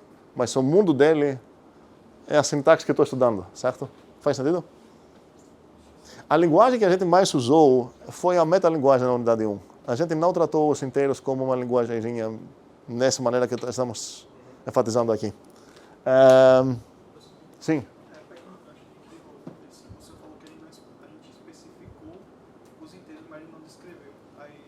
É possível descrever os integrais? Sim, inclusive vai ser uma das coisas que a gente vai fazer nos naturais. A gente vai implementar, vai ser um exercício para vocês fazerem, e eu vou cobrar isso porque é muito interessante, porque finalmente uma implementação de inteiros dentro dos naturais. Então vai ser contraintuitivo. Alguém pensaria que os naturais ficariam dentro dos inteiros. A ideia seria, tendo esse tipo, e realmente temos esse tipo, porque definimos esse tipo. Agora não é se alguém nos dar os naturais como primitivo, a gente faz isso. Isso não é um tipo primitivo para a gente. A gente definiu agora esse tipo, certo? A gente tem esse tipo. E a ideia é conseguir definir os inteiros aqui dentro. E aí isso vai ficar um pouco mais para frente, não é para fazer agora. Mas a gente vai implementar os inteiros dentro dos nossos naturais. E tendo os inteiros, quaisquer inteiros, a partir de qualquer coisa que atenda a especificação dos inteiros, conseguimos definir os racionais, implementar os racionais. E tendo os racionais, conseguimos implementar os reais. É um processo, talvez o contrário do que alguém imaginaria. E a gente vai fazer o resto das coisas, podem fazer como exercícios aqui, já que a gente vai implementar os inteiros, daria certo, mas a gente vai voltar para fazer isso um pouco mais em FMC2. Mais dúvidas? Sim. Indução não tem ainda nenhuma. Indução vai ser uma maneira de demonstrar coisas, e aqui não estou demonstrando nada. Tem algo recursivo aqui, e eu vou voltar para falar sobre essa coisa recursiva depois de falar a quarta maneira de escrever a mesma coisa. E essa quarta maneira é bastante interessante. Essas duas eu nem considero tanto diferentes, inclusive essa eu vou querer evitar. Eu sei que tem talvez pareça mais, não sei, atraente, porque é uma linha em vez de 3. Essa vai ficar mais clara, vamos preferir essa.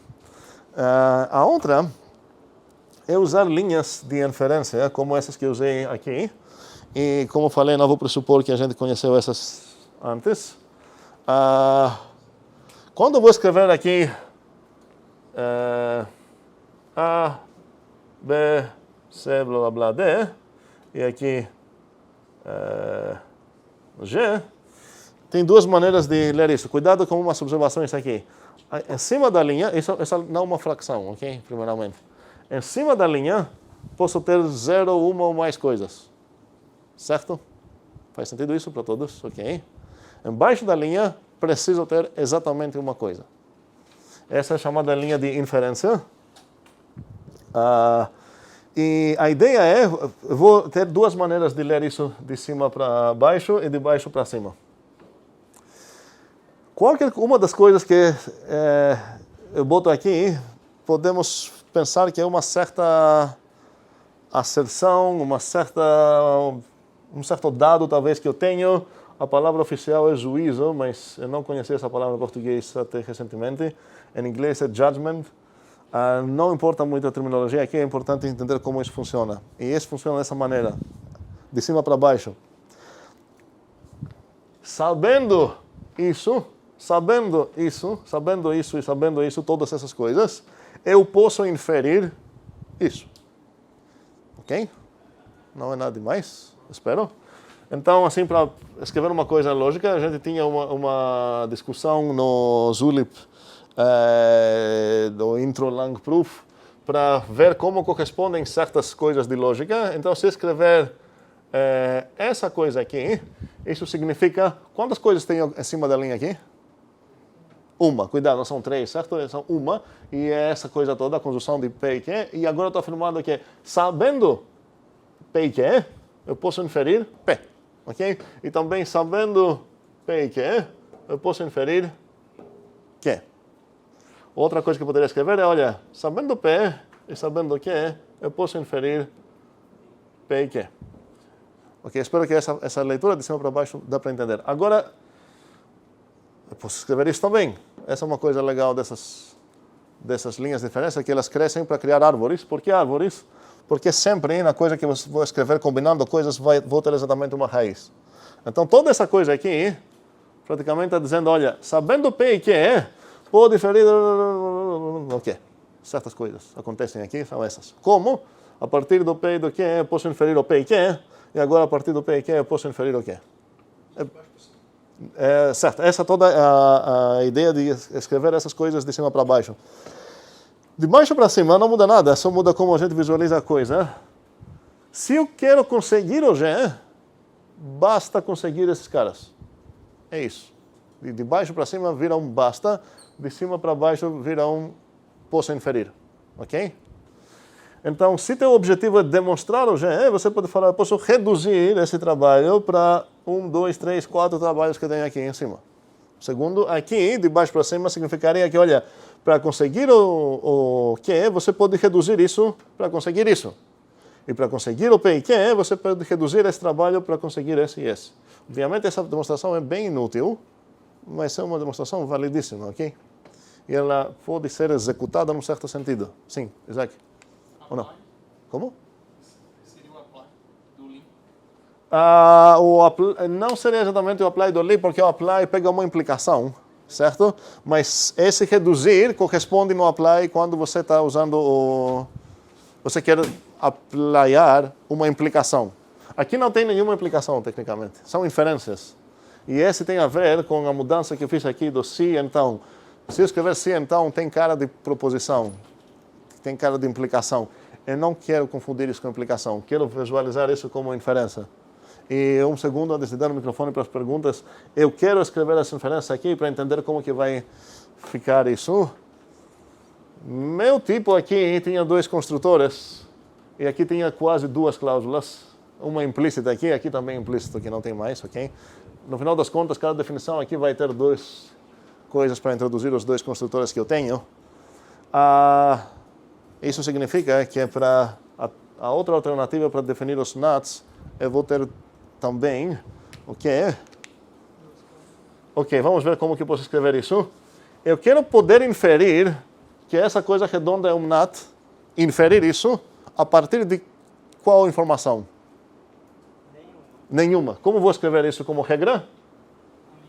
Linha?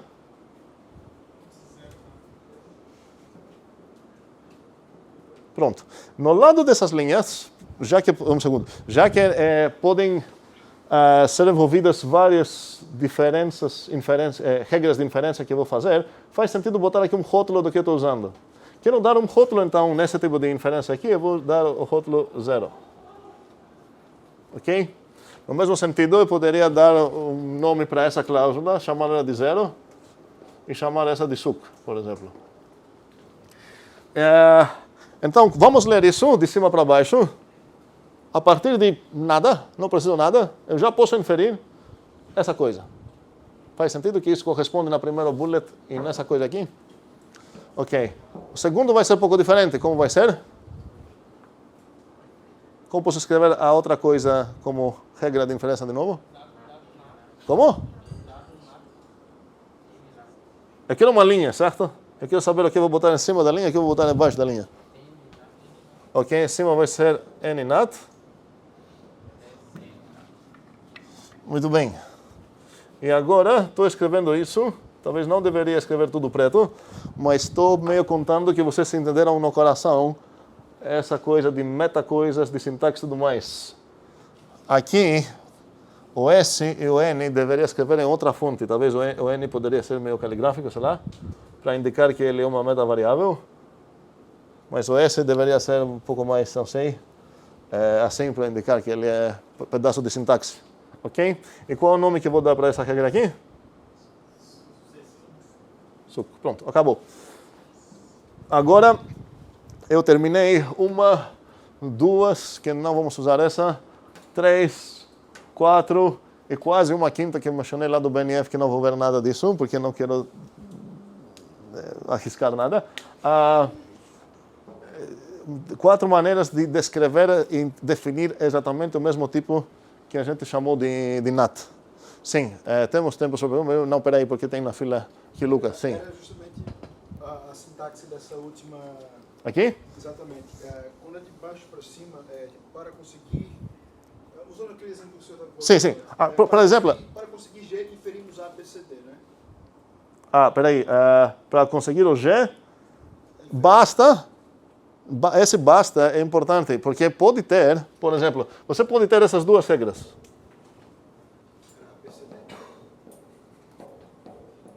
São 2 regras diferentes, ok? Você quer conseguir o G. A primeira está dizendo, olha, para conseguir o G basta conseguir o E. Não significa que é o único caminho que você tem. A segunda já está dando outra alternativa para conseguir o G. Uma coisa que você tem na tua posse é, olha, eu posso reduzir o problema de resolver o G para o problema de resolver o E. Outra que você tem, reduz o mesmo problema de resolver o G para resolver o A, B, C. Em certos casos você pode preferir isso, porque talvez o A, B, C são muito fáceis problemas de resolver. Pode ser que o E é um problema que você não consegue resolver. Por isso eu enfatizo a palavra basta, para dizer que não é a única maneira. É questão de, é suficiente resolver esses para conseguir isso, mas ninguém falou que é necessário, certo? Já que não temos nenhuma outra regra aqui, cuja parte inferior permite concluir esse tipo de coisas, acaba sendo necessária. Isso significa que se eu quero demonstrar que esse carinha aqui é um NAT, eu não tenho outra alternativa. A minha única opção é aplicar isso. E vamos ver... um segundo. Vamos fazer isso aqui, isso para, assim, fazer uma primeira boba demonstração. A boba demonstração seria que eu quero inferir essa coisa aqui. Uma boba inferência, para falar melhor. Quero inferir que esse carinha é realmente um NAT. Então vou escrever aqui meu carinha, certo? E o que eu quero afirmar aqui, qual é o juízo que eu quero defender. Agora, qual vai ser a minha próxima passo? Pronto, vamos lá. Eu tenho essa opção e essa opção. Essa já não posso usar, porque o que eu tenho aqui não é isso, certo? Essa casa, e a gente vai entender muito bem nessa disciplina o que significa isso. Aqui eu posso ver isso como um certo padrão, que está tentando casar com isso. O que significa casar? Preciso achar quem vai assumir aqui o valor de n, para essa coisa toda virar igual a essa. Qual seria o valor certo de n aqui?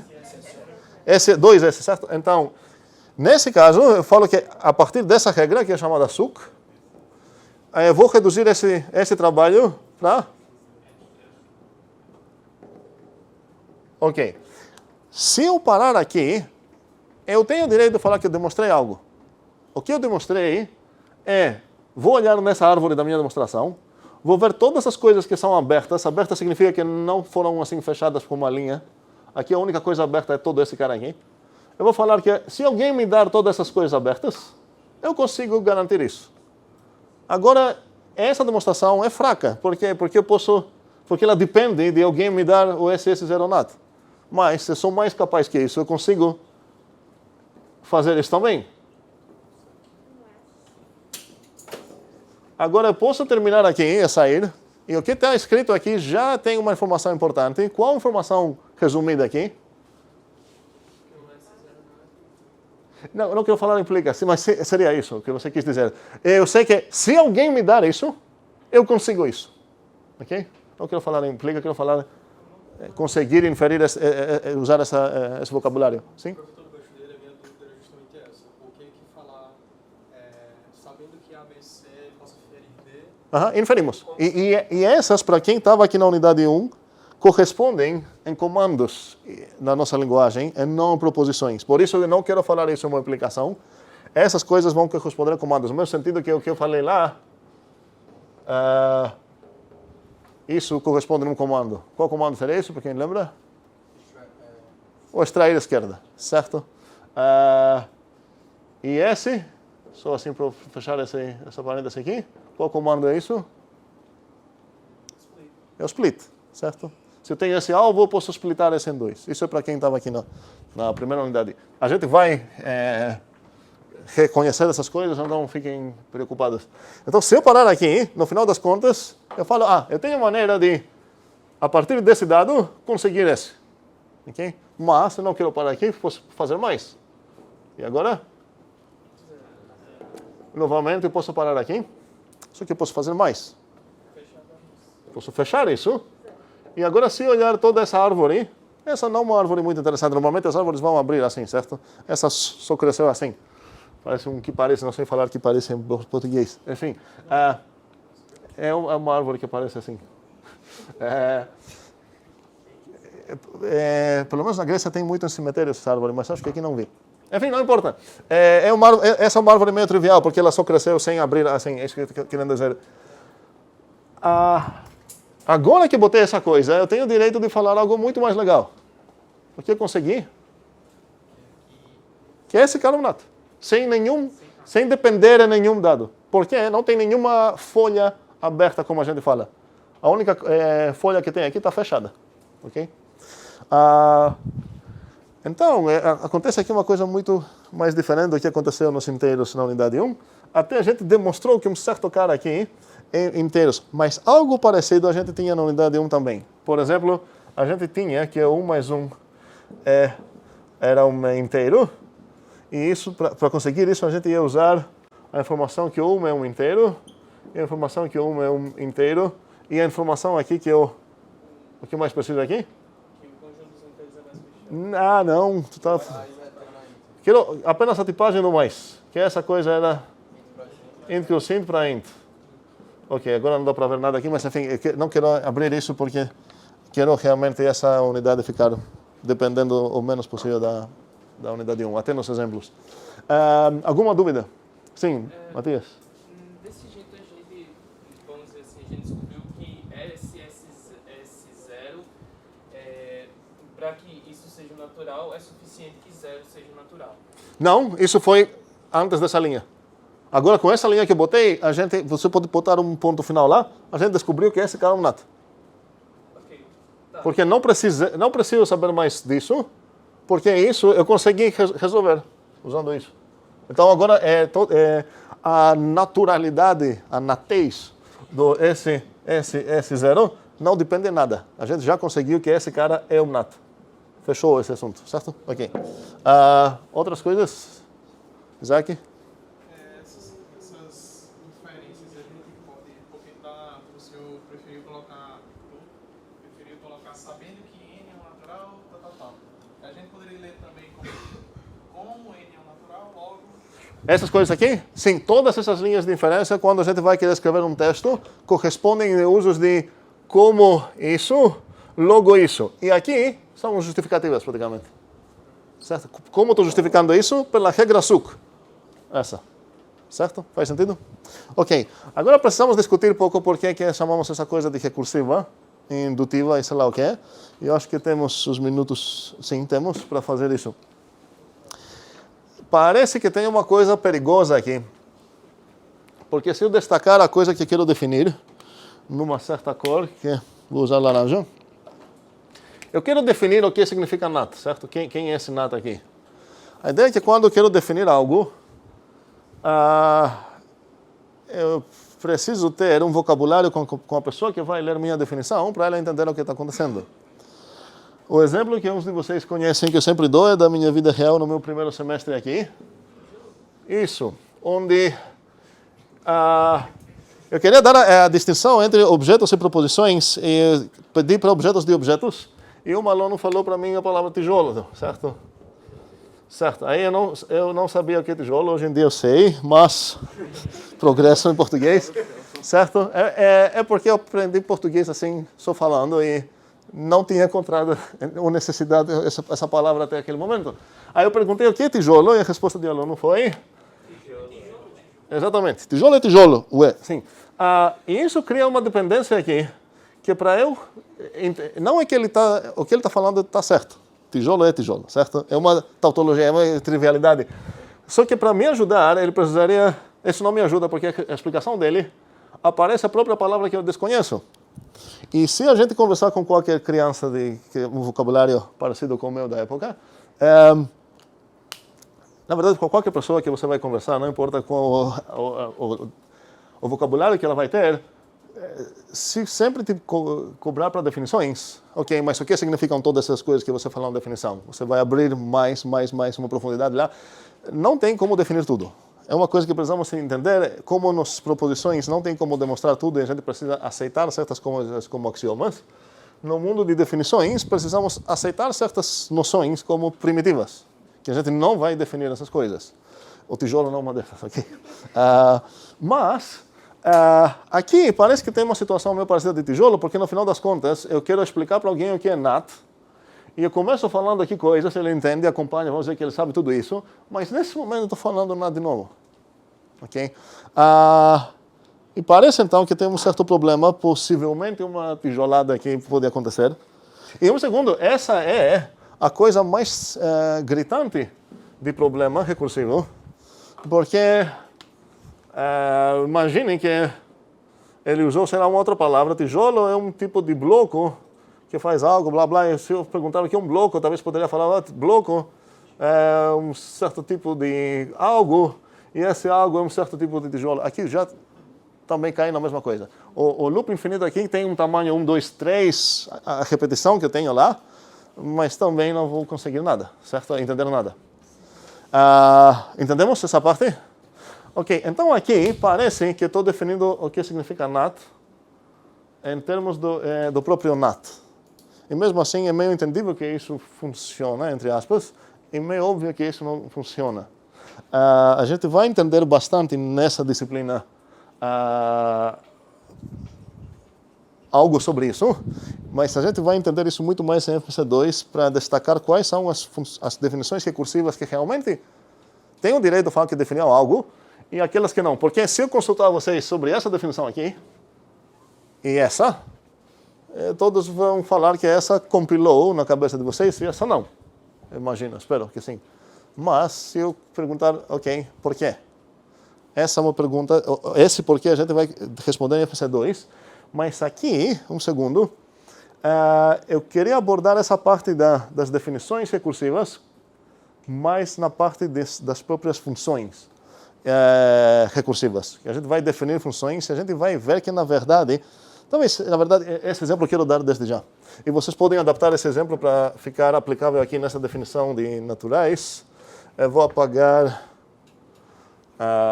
essa parte aqui.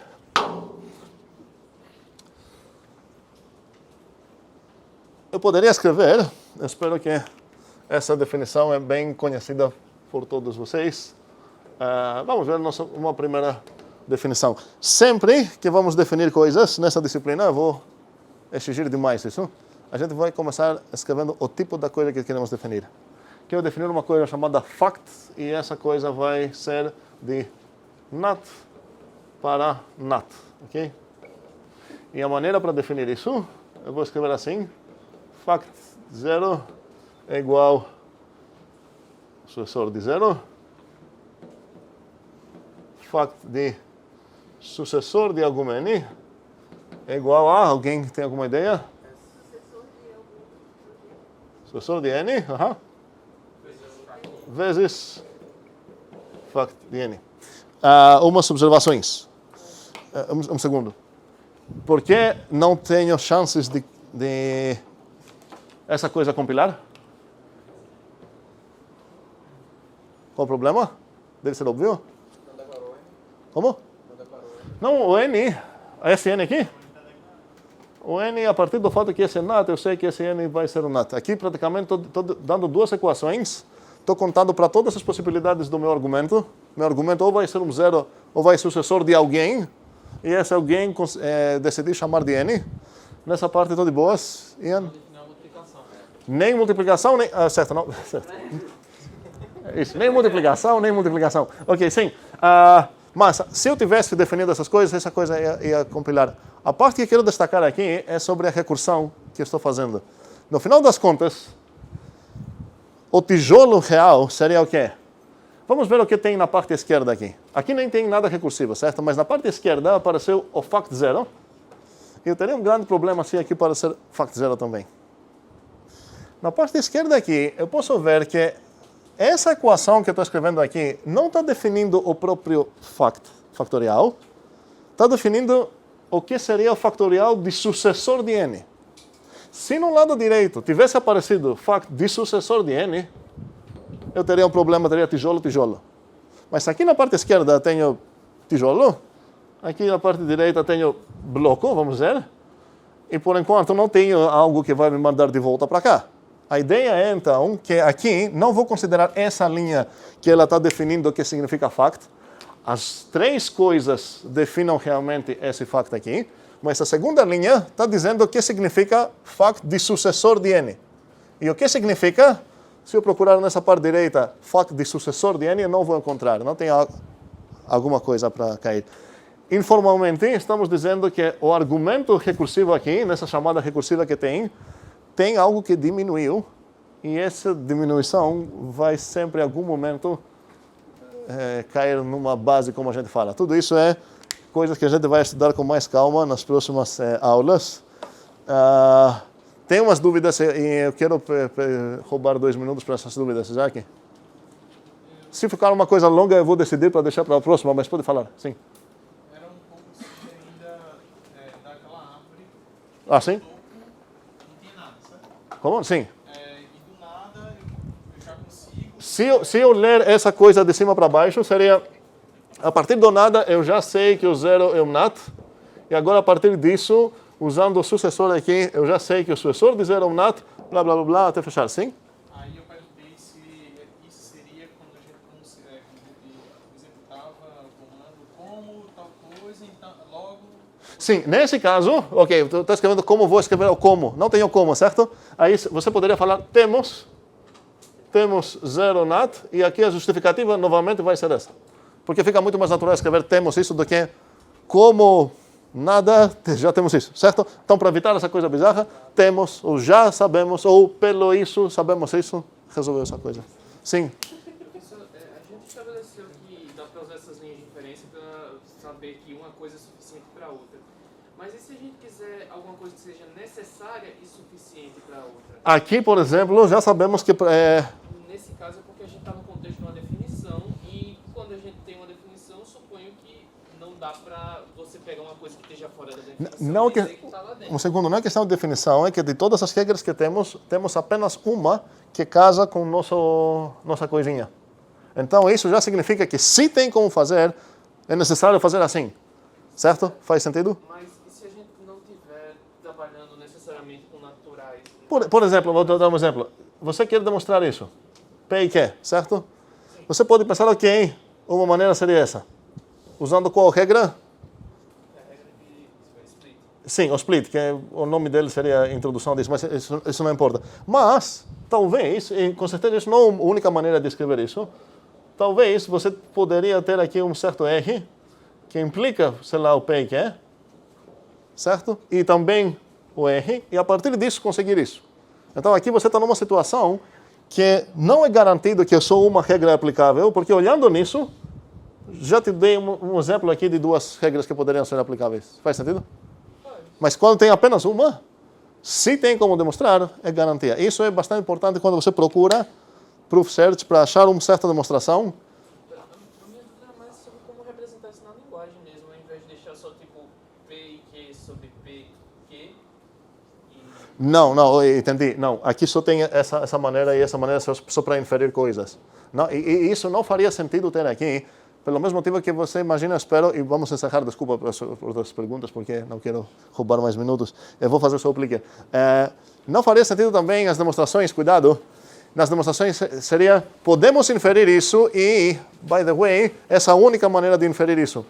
Não, você quer inferir algo, você não se importa num passo da tua demonstração. Se você quer mostrar uma equivalência, simplesmente isso faz sentido, mas não seria no teu interesse falar que essa demonstração, esse passo na demonstração, é o único que poderia fazer. Você nunca vai ver isso numa demonstração. Bem, encerramos então aqui. E, é o Plicker, certo?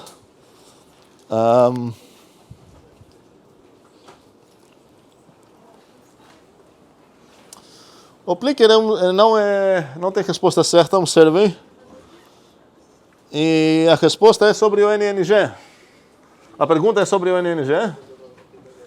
E agora o A é... Fiz nada ainda. Opa! O B é... Fiz pelo menos... Não, pelo menos 2 mundos. Ok? O C é completei todinho. E o D é... O que é isso? Ok? Não tem essa opção porque essa não está na unidade 2, ok? Por isso começo pelo menos 2 mundos. Bora votar. Vou falar os nomes. Eric, Luiz, Danilo, Eduardo, Samuel, Carlos, Pablo, Gabriela, Antônio, Jefferson, Pedro, Nathan, Lucas, Ana, João, Ângelo, Mateus, Caio, Arthur, Pedro, Paulo, Ian, Carlos, Caio, Lucas, Emanuel, Gustavo, Marcos, Isaac, Davi, Gabriel, Beatriz, Gabriel, Oana, Emanuel, ok? Yasmin, sim. Opa! Ok, tem Falou o que? Isso? Completei todinho também, número aí. 10, 23. Tem mais? Não, eu posso escanear mais. Deu certo, Lucas. Foi tudo,